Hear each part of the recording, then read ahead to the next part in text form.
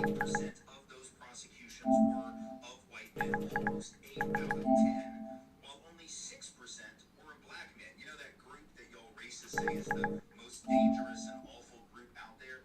So what the heck is it about white men that explains this? I mean, after all, for other crimes, everybody's got a theory to explain it, right? For typical street-level violent or property crimes, both the left and the right have theories.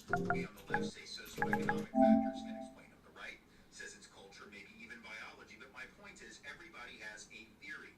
And yet, when it's white dudes that predominate disproportionately in some category of misdeeds, like child essay material or child sexual exploitation, also about 71% of those are white folks, according to a DOJ report released in January of this year, or spree killing or mass school shooting. Suddenly, nobody has an analysis at all. Apparently, we just treat that like some inexplicable individual pathology, or we write it off. That is the point right there. Whenever a white person commits a crime or is convicted of a crime or does a mass shooting or there's a sex ring or something like that, it's not generalized as a white crime. The white community doing something. The white community is so bad. It becomes an individual incident of an individual committing a crime, and it's not generalized as white people. However, whenever anyone black does something, it's a generalization of all black people. If one black person commits a crime, does a robbery, anything, it's black people are violent, black people are criminal. But white people do not get that same treatment. They don't get that same generalization. It's really interesting and intentional the way that society views crime and criminals based on their race. Pathology, or we write it off to mental illness or video games or something.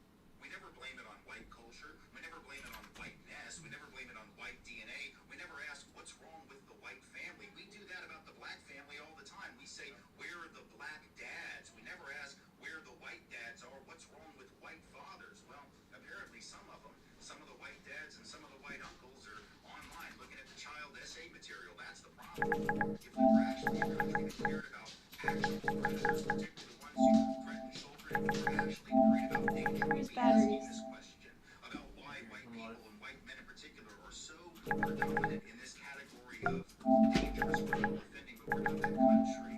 We just want to racialize danger and crime. We don't actually want to protect people from harm. That's all facts, because again, if anybody actually cares about this topic, the Epstein files will be on the top of every news feed, will be on everyone's minds, will be talked about until there were arrests and resolutions made. But it's completely been covered up at this point. We've gone to war with Iran to cover up the Epstein files. This administration has done so many things to cover up the Epstein files. Even with the first lady coming out and saying they are real, there were multiple people involved. Congress, please investigate. Being anti-racist is an active decision that you constantly make. I was taught racism by my grandfather.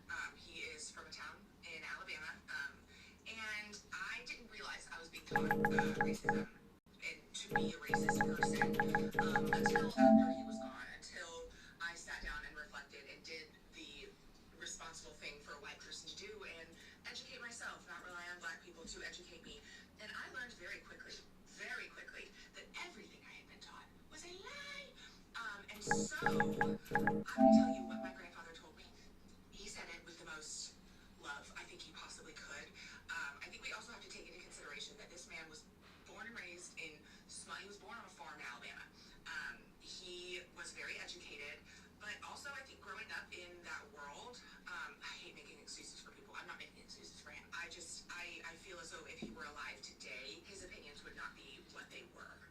But growing up, I was told, you know, Suge, that's what my grandpa called me. Oh, there's big cats out there. You got your lions, you got your tigers, you got your cheetahs, but they all stay with their own kind. That's what I was taught. I remember the first time I was told that, I was in the second grade because I told my mom that I had a crush on the boy in my classroom. That's how early it starts. Second grade. And I guess she told my dad told my grandpa. My parents thought it was funny. I am now extraordinarily anti-racist. If I hear you make fun of someone's accent, if I hear you say a phrase that you don't know is rooted in racism, I'm calling your ass out. I feel like I have come very, very far. But yeah, it just goes to show racism is taught. It is taught, and it's packaged up with a nice, pretty little bow. This actually goes back to the Angelica on TikTok that I was talking about, who admitted that she was raised in a racist family. Her whole entire family was racist, and she was racist herself until she got called out for some of the things that she was saying that she didn't even realize was racist or offensive, and really had to look herself in the mirror, take accountability, apologize to people she offended, and work to change herself. I want to ask a question. Sure. Have you ever been racist? Yes. How did you address Do you know what's racist? Because growing up, we were. I apologized. To my friends, it happened with taking accountability and being like, wow, you're right. Two people. And I was around people that I did this to. Saying the N word. There was one time that I didn't even know the N word was the N word. My friend quickly was like, do you know what you just said? And I'm like, no. They sat me down and explained to me why this isn't just saying the F.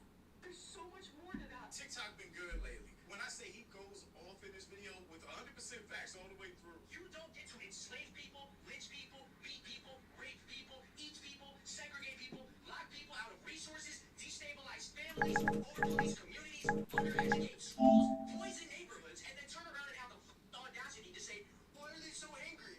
What the fuck do you mean, why are they so angry? That question alone is disrespectful as hell, because anger does not come out of nowhere. Intensity does not come out of nowhere. Pain does not come out of nowhere. It's so good to see people from their own communities calling out racism, discrimination, predatory behavior, and the propaganda of criminalizing black people. We all need to be using our platforms to speak out and call out all of the BS that we see. But I say it all the time, racism is only going to be stopped when white people start calling out their own and forcing accountability on their communities. So again, it's really good to see that start to happen now. But shout out to my channel members. Thank you so much for supporting and thanks for watching. Y'all let me know what you think about all this in the comments. Also, make sure you check out the next video. And don't forget to follow me on Instagram for behind the scenes and life stuff. And I'll catch you next time. Peace.